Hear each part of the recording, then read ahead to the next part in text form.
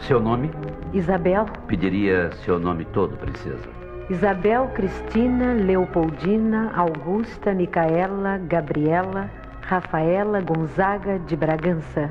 Onde a senhora princesa nasceu? No Paço do Imperador, em São Cristóvão, Rio de Janeiro. Em que data e, se possível, em que hora? No dia 29 de julho de 1846. Eram 6h25 da manhã. Quem eram seus pais, Alteza? Dom Pedro II e Dona Teresa Cristina. Quem foram seus irmãos?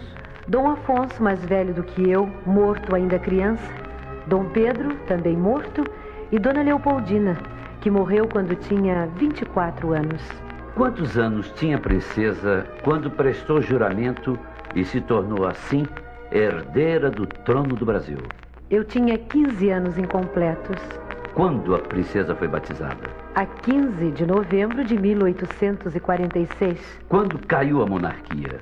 15 de novembro de 1889. Quando a princesa morreu? A 15 de novembro de 1921. Uma ilustre senhora influiu muito para que a princesa se tornasse mais descontraída e modernizasse um pouco mais a sua maneira de vestir. Quem era essa senhora? Dona Luísa Margarida Portugal de Barros, a Condessa de Barral, mulher culta, elegante e fina, pertencer à corte de Luís Filipe da França. A propósito, houve mesmo um romance entre a Condessa de Barral e seu augusto pai, Dom Pedro II? Pobre do meu pai. Amante da Barral, amante de Madame Dazy, amante de Anne Baligan. Só porque era atencioso com essas senhoras e lhes escrevia cartas. Meu pai foi um padrão de moral e jamais prevaricou. A história aí está, senhor. Passeando na rua do Vidor com a Condessa de Barral, a princesa ficou encantada com uma novidade exposta na vitrine de certa loja. Que era, hein? Um relógio que se chamava Relógio Despertador. A princesa, naturalmente, comprou o relógio, não é mesmo? Com uma dotação anual de 106 contos de réis. Não, senhor. Minha mesada era curta e no momento eu nem tinha dinheiro. Escrevi a papai de Petrópolis e ele depois me deu o presente. A princesa e sua irmã Leopoldina trocaram mesmo de maridos? Trocaram? Vamos explicar, senhor. Pois não. Augusto, Duque de Saxe, e Gaston de Orleans, Conde de, ambos netos de Luís Filipe, vieram ao Brasil para casar. O primeiro comigo, o segundo com minha irmã. Acontece que as afinidades estavam erradas e logo concluímos que os nossos sentimentos levavam à união de Augusto com minha irmã e de Gaston comigo. E assim foi feito para a nossa felicidade. Num baile, a princesa dançou com um negro que acabara de ter seu convite à dança recusado por uma dama loura. Que negro era esse, Alteza Imperial? O engenheiro André Rebouças, o ideólogo da abolição. Dancei com ele para desagravá-lo da humilhação. Princesa Isabel, sua imagem de bondade ficou na história pelo fim da escravatura. Mas a senhora é a grande responsável pela Guerra do Paraguai. E eu tenho provas disso.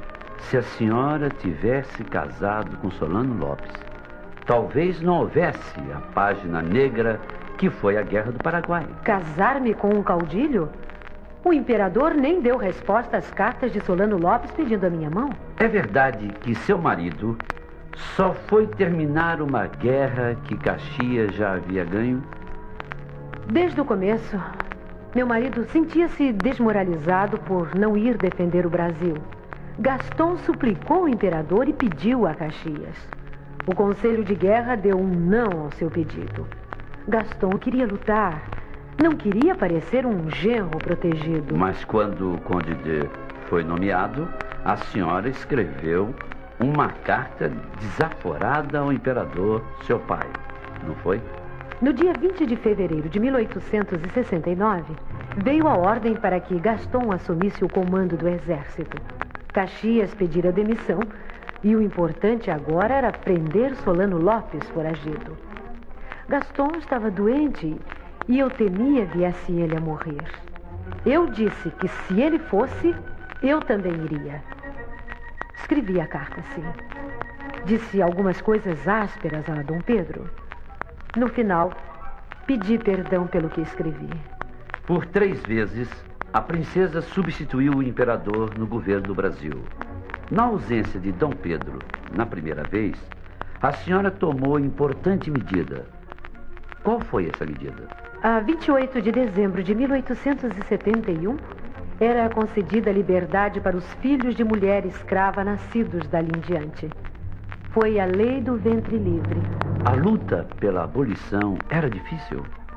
O ventre livre foi uma batalha terrível. É verdade que o grande José de Alencar atuava contra? Sim, é verdade.